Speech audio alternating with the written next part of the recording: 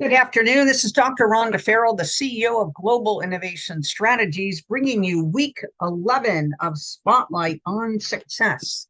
And this week, we are going to build on our prior 10 weeks of content and really drive home the premise that your business, your organization, your professional life, your personal life are all intertwined. And therefore, we need to be cognizant of resiliency for you, your teams, your organization, and your life writ large.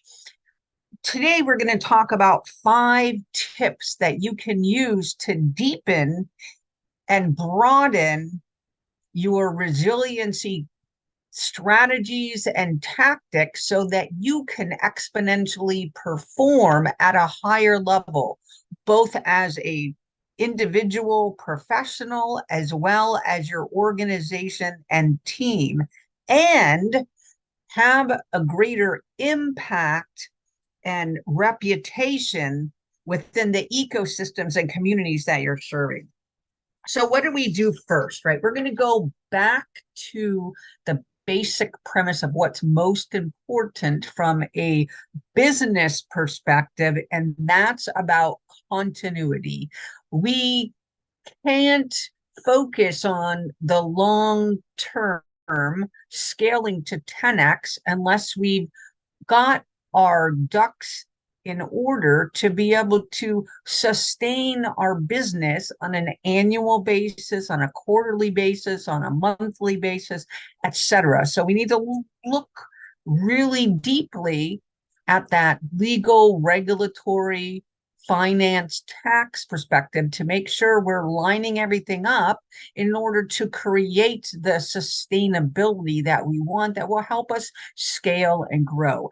Adaptability is one of the key components to continuity and sustainability, because what it allows us to do is really a risk assessment continuously, right? And we also saw that adaptability, continuity, sustainability is really a large part of innovation. So we think of innovation and adaptability as being joined at the hip here. And what we're looking at is we want to understand, when and how risks are potentially arising on the horizon. We want to do the same for when opportunities are arising on the horizon. And we want to have a preferred automated way to be able to drive awareness, notice, and action when appropriate across the different strata of our organizations or our partnerships or clients and customers or communities that we're serving. And so what this allows, by taking in those information sources, we're better able to pivot. We're better able to adapt a product, a service, an offering, a piece of IP that helps your organization, you as a thought leader, your teams as service delivery personnel have greater impact, heightened reputation, and ability to seize, either instantly mitigate a risk or seize an opportunity, or create, even better, create an opportunity when one didn't exist before, because you enabled someone to have an aha moment, right? Through, I didn't think about this in this way. I see how your organization, your product, your service, your thought leadership, your IP adds value. I need some of that. So everything we put out, everything we do, to create continuity, sustainability, and growth can be hastened through the lens of automation and innovation and improvement. And that's what we want to do. We want to be able to pivot on a dime when necessary. The next one, so adaptability, right? Again, risk assessment, risk management, growth, right? harnessing that moment for growth. The next thing is, well, how do we know what we don't know in order to minimize our risks? And that's the power of our surround sound. When we say strong surround sound, that means we need to create this board of advisors, this mentorship, these our peers, our industry connections that can feed us information on an ongoing basis to help us not only through challenging times, but through growth times, right? We can look at this from a glass half empty and just say we need personnel to help advise when we're having problems, when we're having challenges, when we're having issues, but we need them even more to help drive awareness as to the growth opportunities. Where is that strategic insertion point we can't see yet? What are they seeing? What are they experiencing? How would they advise, et cetera, right? So we're looking at it from both things, from an offensive perspective for our business to help us grow and scale, as well as a defensive perspective to help ensure we don't inadvertently create a pothole or drive right into one and it become a sinkhole. So again, strong surround sound, this creation of that support ecosystem to give you the information and experience and wisdom from a perspective that differs from your own or perhaps your executive team's own or your team. The next is bolstering that, right? So it's one thing to let's focus on adaptability because we can pivot faster. Now let's bolster that through this additional surround sound, this expertise, this wisdom. And then to that point, we can't stop there, right? We can't stop when we have a problem solved or an issue overcome or a challenge that resulted in a great solution for our client and our customers. We need to be doing this on an ongoing basis, right? So it goes back up to one of the tenets that we talked about in adaptability, and that's continuously pulling the information that's out in the ecosystem from a trend perspective, from a technologies perspective, from a best practices perspective, so that we can better anticipate, right? So if we don't have to experience something reactively, but because we're undergoing continuous learning and we're pulling this intelligence from across multiple industries, multiple strata, multiple perspectives, we're going to be able to remediate proactively, right? So we're going to be able to put in the defensive controls that we need to be able to amplify our offensive strategy. So that's exactly where we want to be, right? We want to be using this continuous learning to risk mitigate as well as amplify the success that we're capable of achieving, right? And this can come in the form of a business model. This can come in the form of what constitutes a balanced portfolio. This can come in the form of new products, new services, new IPs, new ways to package that, new channels, new industry aggregation points, partners, new clients, right, that we hadn't potentially perceived when we started out. So that aspect of continuous learning is an important.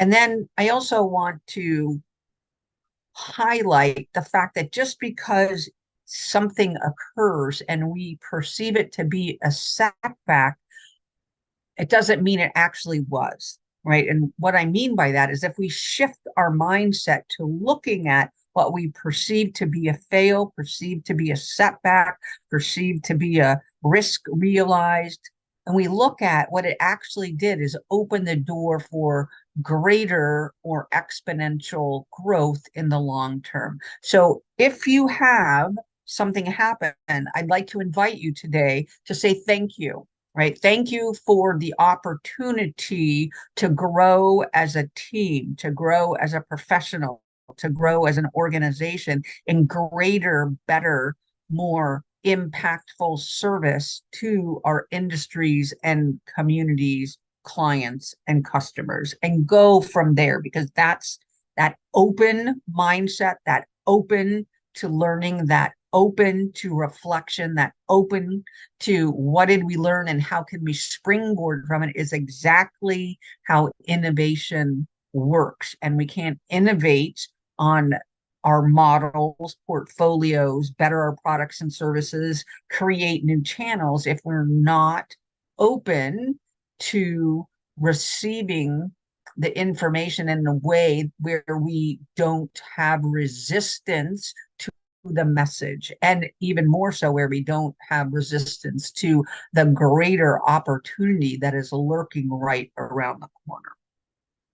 Bolstering that, right? So now we have adaptability to help us grow, sustain, ensure continuity, scale exponentially. We've created a strong surround sound to undergird the chess moves that we're going to be making. We've put in place continuous learning mechanisms, sourcing it, applying it, analyzing it, performing at a higher level because of it. Now we need to, at the deeper level, embody those in our organizational culture, right? Because we're only going to be able to perform, pivot, harness the wisdom and experience, and utilize the learning if we have an organizational culture that respects, invites, harnesses, etc. Not only at one point in the organizational strata at the top, but across each and every person, be it an employee, a contractor, a middle manager, an executive, top of tree at the CEO or C-suite level, and even your board of directors and advisors, right? This culture is an enabler or it's a killer, right? And we want for you and your business and your success, short, medium, and long term, to be through a culture that's enabling and allowing you to have these pivot moments, to harness the wisdom, to be able to apply the learning from 9 o'clock today to what you're doing this afternoon.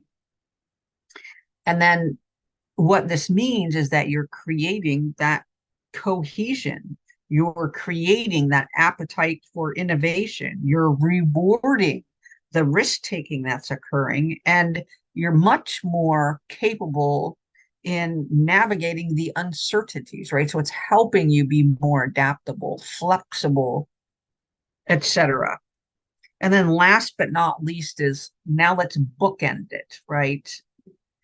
We need to look at each and every person because they are not only a cog in a wheel, they are important. They are important to your vision. They are important to your mission. They are important to the achievement of your goals. And when we can optimize each person's performance, everybody wins. Your clients wins, your customers win, your business model wins, your organization wins.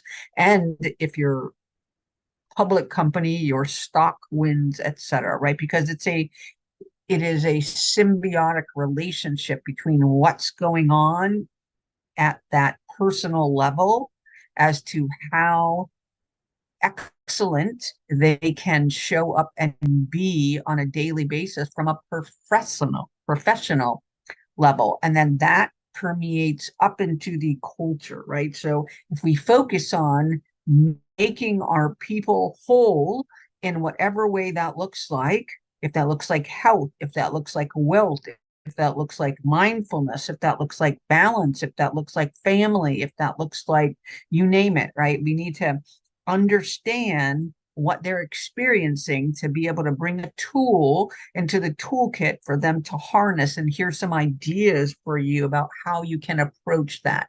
And the impact is resilience. The impact is continuity. The impact is growth. The impact is performance. So going back up the chain, right? If we start with the person, to go to the organizational culture, to be able to harness and move up Maslow's hierarchy, we get to the wisdom experience, and then we start being able to operationalize at that much higher level so that we create ongoing scale and success.